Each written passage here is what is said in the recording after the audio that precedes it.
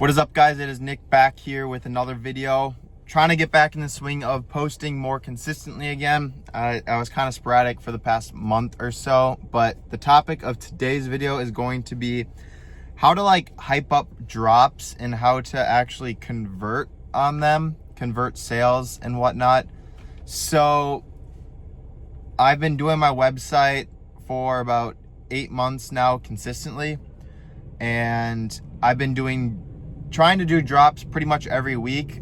But in the beginning, my drops weren't doing great. I'd maybe get a sale or something, or not even any sales. But my past 2 drops have been pretty decent, and I'm starting to get a hang of it and kind of figure some stuff out. So I want to share with you guys some tips that I've kind of learned on how to make drops better for your website. And my brand is a little bit different. It's not like a clothing brand where you only drop like a certain product line.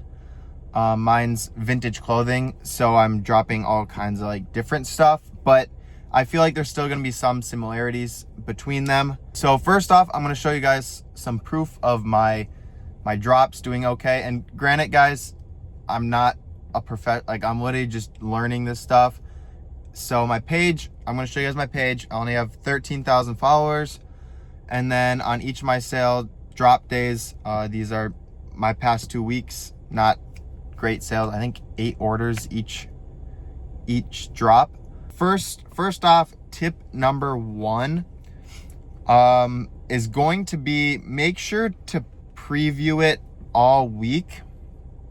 And what I mean by that is show your items being worn, show them well, I mean, for me, I kind of do outfit inspos, so show different outfits or just show the product being worn.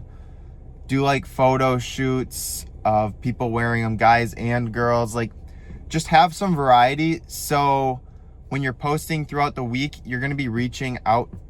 Your posts are going to reach different people, and you want to try to appeal to as many people as you can. So you want to have variety of posts you are doing.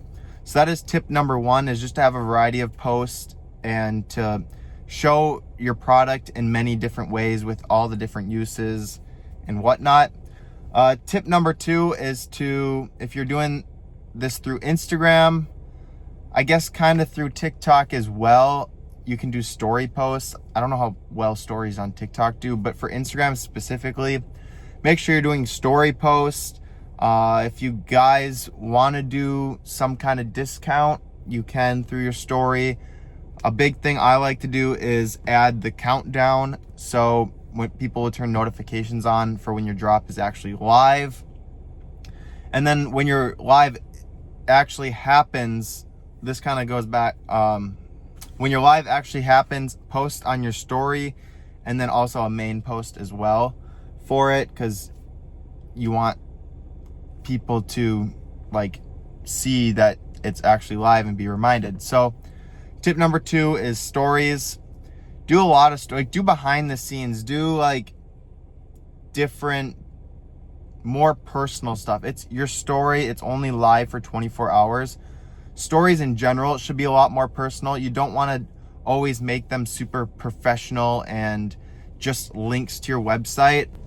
All right, and then tip number 3 is going to be, make sure your prices are good.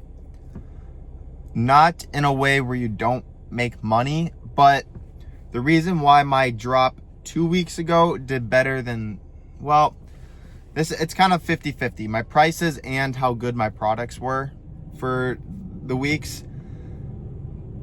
I think that my products from last week were a little bit better, and they also had good prices. This week's drop, I just don't think the products were as eye-catching. They are good products, but they weren't quite as eye-catching, which is, I think, kind of where the difference in revenue was, because my 8 orders I had this week were lower, 1 to 2 items.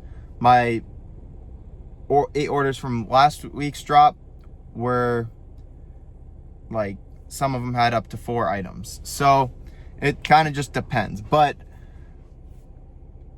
yes, so pricing and then having good products is another thing. If you guys have a clothing line, make sure you like test out, like go into groups like Reddit groups, Facebook groups, and ask people, is this product good? Is this product line cool? Would you buy this? And like make sure you actually test out your stuff and make sure it's good. Me, for vintage, it's kind of just all over the place. You never know if someone thinks something's cool, but it's just not their size, so they can't get it. There's a lot of that. But with clothing brands, you're dropping all different sizes, so it doesn't really matter what sizes or anything. But yeah, so prices and actually having good products, because you could hype up a drop all week and then drop it, and people will look at it, but then it's too expensive and they just don't want to buy it, or they're looking at it throughout the week and they just don't like it. So you have potential to maybe have a drop that is good, and then the week comes and no one really cares about it. So that is also brings back why it's good to be asking questions, to first of all make sure your drop is good to begin with, and then throughout the week to also ask questions and reach out to like people and get their input on stuff. So those are the 3 main tips I have. They're pretty straightforward, but they're also, I feel like, overlooked. I kind of overlooked them for the past few months, actually for the first 6 months. The biggest thing for me was that I was doing like an all jorts drop, jean short drop. So the only thing I dropped was jean shorts, which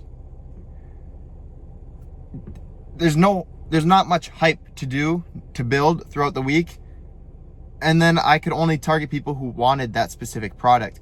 I found it a lot better to do theme drops. So I just did a back to school drop. So I could do jorts, shorts, pants, t-shirts, sweatshirts. I could do everything so I could reach a wider group and funnel more people to my website rather than just thin shorts, jean shorts, like the only one product. So, and then 2, again, I was doing like camel, like I did cigarette shirts drop. I sold a couple because they were cool, but I think if I did like some kind of summer theme drop where I could have done jeans, cigarette shirts, hats, and everything else, I think I would have pushed a lot more people to my website.